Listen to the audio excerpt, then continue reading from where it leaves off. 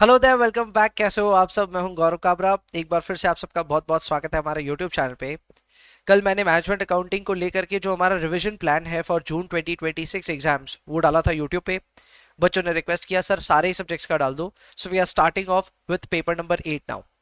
Cost accounting का paper अगर आपका सीएमए इंटरमीडिएट का जून 26 में है और आज से रिवीजन शुरू करना है तो कैसे क्या करना है, किन चीजों पे गौर करना है, उन सारी चीजों की इंफॉर्मेशन मैं आपको देने वाला हूँ।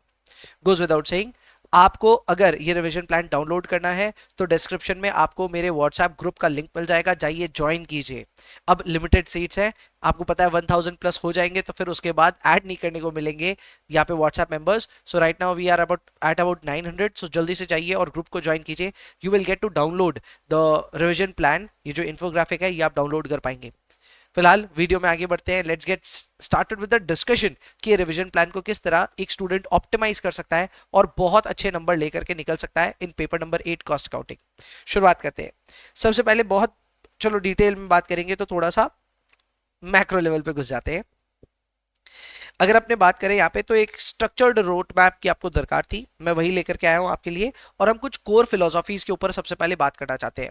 मेरा हमेशा से ये मानना है कि तैयारी करनी जरूरी है, बट तैयारी के साथ में खुद को स्ट्रैटेजिकली तैयार करना भी जरूरी है। एंड इसलिए कुछ कोर फिलोसॉफीज है जो मैं चाहता हूँ हर एक को पता होनी चाहिए। नंबर 1, आपको बिल्ड करनी पड़ेगी अपनी कैपेसिटी ग्रेजुअली। आप एकदम से 100 नंबर का अटेम्प्ट नहीं कर पाओगे। शुरुआत आपको हिम्मत दिखानी होगी 50 नंबर का अटेम्प्ट करने से, फिर 60, 70, 100 धीरे धीरे पहुंचोगे। सो ऐसे में you don't just think about 100 marks at one go. आप धीरे धीरे करके अपनी कैपेसिटी को बढ़ाइए। ये कैसे बढ़ेगा, मैं प्रॉपर अप्रोच और प्रॉपर फ्रेमवर्क डिस्कस करूंगा, चिंता मत कीजिए। दूसरा, आपको इजी मार्क्स फर्स्ट प्रिंसिपल को फॉलो करना चाहिए। Now what is this principle?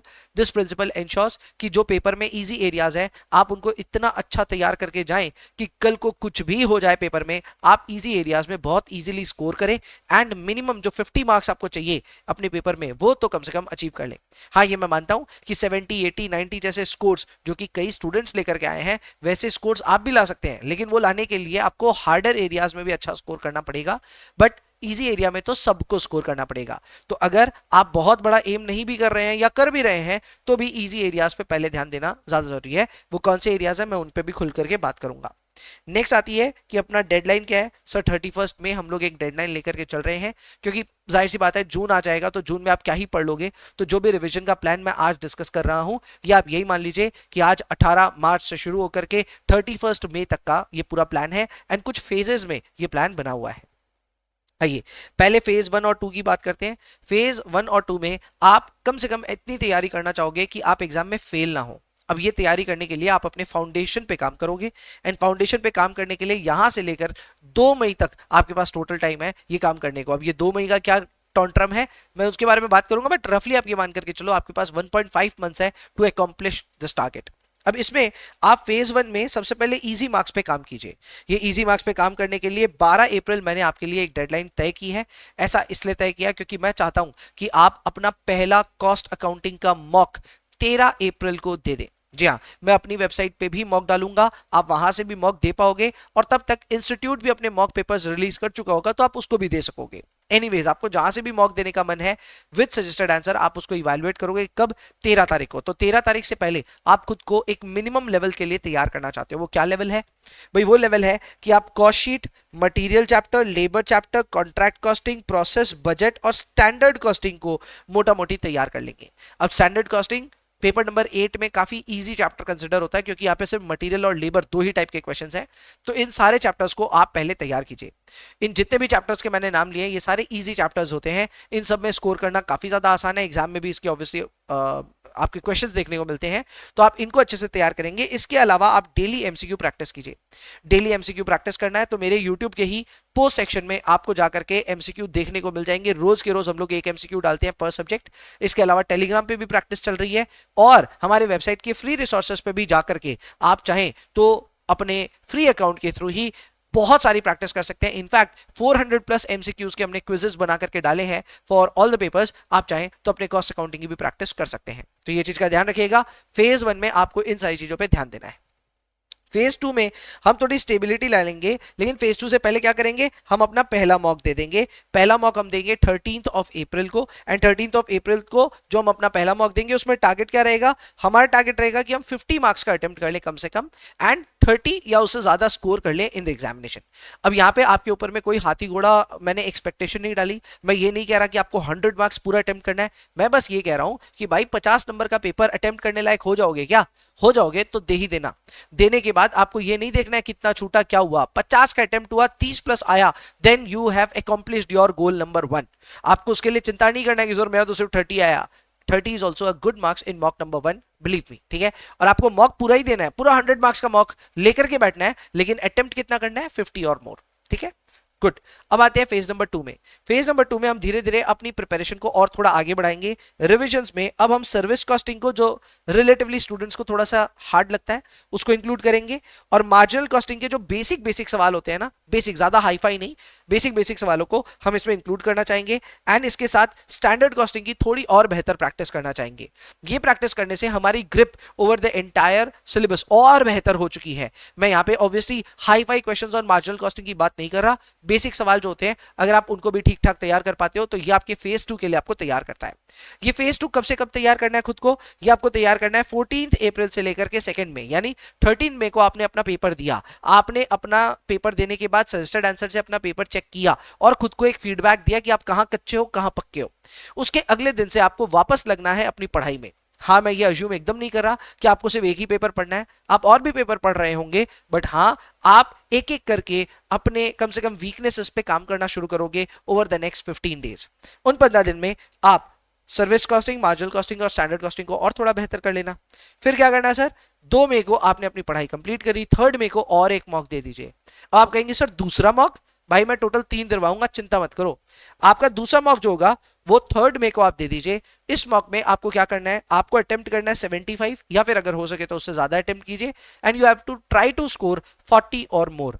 अब 40 से कम आया तो आपके लिए एक फीडबैक होगा कि आपकी तैयारी अच्छी नहीं चल रही, और 40 के ऊपर आया तो बल्ले बल्ले है, ठीक है। आपको सेकंड मॉक में पूरा 100 मार्क्स अटेम्प्ट करना ही नहीं है, आपको अटेम्प्ट करना है ओनली 75 मार्क्स, एंड ये आपको एक लिबर्टी देता है। आपको टेंशन नहीं होता कि अरे भाई मेरा तो बाकी सारा चीज पढ़ाई हुआ नहीं है। आपको चिंता नहीं है, आपने जितना पढ़ा है उसी से आप 75 मार्क्स का पक्का पक्का अटेम्प्ट कर पाओगे, ये मेरा पूरा उम्मीद है। अब आते हैं अपने फेज 3, 4, 5 पे। फेज 3, 4, 5 है जहां पे हम अपनी प्रिपरेशन को एकदम हाईएस्ट लेवल तक ले जाना चाहेंगे। ये शुरू होता है 4 मई से and it ends at about 10th of June, ठीक है। 10th जून है जिसके बाद आपके एग्जाम शुरू हो जाएंगे। तो ये जो आपका लगभग 1 महीने का पीरियड है, इसके दौरान आप क्या करोगे, इसमें आप फेज 3 में अपनी कोर कवरेज पे ध्यान दोगे, यानी अब जो बच गया उन सारी चीजों को आप अच्छे से प्रिपेयर करना चाहोगे। इसमें आप अपने मार्जिनल कॉस्टिंग को कंप्लीट करेंगे, overhead chapter, cost accounting systems, इसके अलावा कॉस्ट अकाउंटिंग स्टैंडर्ड्स, ये सब जो एरिया है जिनके ऊपर आपने अभी तक ध्यान नहीं दिया था, इनके ऊपर आप ध्यान देना शुरू कर दोगे। तो ये होगा आपका कवरेज, जो मिसिंग पोर्शन था उसको कवर करना। एंड ये कब कंप्लीट हो रहा है, ये हो रहा है अराउंड 15th मई को। तो आपको 18th मई के आसपास में अपना देना है मॉक नंबर 3। अब ये ऑब्वियसली मैंने 15th में लिखा, आप इसको 17th मई तक पूरा पढ़ सकते हो, करेक्ट। मॉक 3 आपको देना है 18th मई के आसपास में। 18th मई को जब आपने अपना फाइनल मॉक दिया, इसमें आपको पूरे 100 मार्क्स को अटेम्प्ट करना है एंड ट्राई करना है 50 या उससे ज्यादा स्कोर करने का। इसके बाद फिर भी आपको अपनी वीकनेसेस पे काम करते ही रहना है। तो 19th ऑफ मई से लेकर मई के एंड तक आप एक फुल रिवीजन बनाएंगे, एक फुल रिवीजन करेंगे, जो आपके वीक एरियाज है उन पे ज्यादा फोकस करेंगे। एंड जाहिर सी बात है, फॉर्मूला रिवीजन, हार्डर क्वेश्चंस को प्रैक्टिस करना, वो सब काम आप कर रहे होंगे। और जून में जाते जाते जो आपका फेज नंबर 5 होगा, उसमें तो एकदम ही लाइट रहना है। ऑब्वियसली आपके एग्जाम्स चल रहे होंगे, तो आप पूरे 10 दिन में कोई एक दिन निकालोगे मे बी अपने पेपर के लिए, उस दिन फॉर्मूला पढ़ना वगैरह वगैरह, जो जो मार्कर्स आपने आइडेंटिफाई किए हैं उन्हीं को पढ़ने से आपका काम हो जाएगा।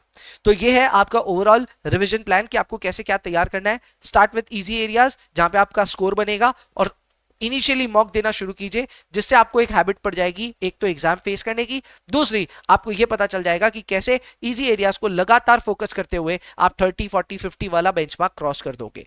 एंड ऑब्वियसली उसके बाद क्या है सर, 16 जून को हमारा एग्जामिनेशन है। तो 16 जून को, सॉरी हाँ 16 जून को अपना जब एग्जामिनेशन है, तो उस दिन क्या क्या करना है सर, 16 जून या 18 जून अपना एग्जामिनेशन पड़ेगा कॉस्ट का examination, I think is on 16th या 17th जून को, ऐसा कुछ है, तो हो सकता है मैंने गलत लिखा होगा। एग्जाम डे 17th जून को है। उस दिन आपको क्या क्या अटेम्प्ट करना है वो भी मैं आपके लिए लिख देता हूं। आपको एमसीक्यू अटेम्प्ट करना है सबसे पहले पेपर में बैठो और अपने एमसीक्यूज दो। एमसीक्यू देने के बाद में इजी प्रैक्टिकल जो है उन सबको आप अटेम्प्ट करो। उसके बाद स्टैंडर्ड, सर्विस, मार्जिनल, ओवरहेड्स या फिर में थ्योरी को अटेम्प्ट करो। तो आपको बेसिकली इजी एरियाज को पहले फोकस करना है। नाउ अब यहाँ पे सबका अपना अपना प्लस पॉइंट और माइनस पॉइंट होता है। किसी को सर्विस कॉस्टिंग इजी लगता है, किसी को प्रोसेस इजी लगता है, किसी को कॉन्ट्रैक्ट अच्छा लगता है, तो किसी को और कोई चैप्टर इजी लगता है। तो ऐसे में आपको क्या इजी लगता है, एग्जामिनेशन में कौन कौन से सवाल है जो आप बना सकते हैं, वो आपको ऑब्वियसली ध्यान देकर के बनाना होगा। You will start with your MCQs, ये बात जरूर ध्यान रखना। इससे क्या होगा, आपकी तैयारी बहुत अच्छी हो जाएगी एंड ऑब्वियसली आप प्रायोरिटी में रखेंगे प्रैक्टिकल चैप्टर्स को। थ्योरी पे रिलायंस कम से कम रखेंगे in the examination, because theory पे मार्क्स ज्यादा नहीं उठते। तो आप ट्राई करेंगे कि आप ज्यादा से ज्यादा थ्योरी को अवॉइड करें एंड प्रैक्टिकल को करके अपने एग्जामिनेशन को मस्त बनाएं। सो ये था आपके लिए overall plan and I hope ये प्लान आपके लिए बहुत ज्यादा फ्रूटफुल है। मैं पहले ही रिपीट कर चुका हूं, ये पूरा रिवीजन प्लान का जो इन्फोग्राफिक है ये मैं शेयर कर रहा हूं अपने व्हाट्सएप ग्रुप में। डिस्क्रिप्शन में लिंक मिल जाएगा, जाकर के ज्वाइन जरूर करें so that you get updates not just of the revision plan but also all the further updates of revision videos that will be coming on our YouTube channel. सारी intimation आपको timely मिले, इसके लिए जाइए WhatsApp group को join कीजिए। I will see you in the next one. Bye bye.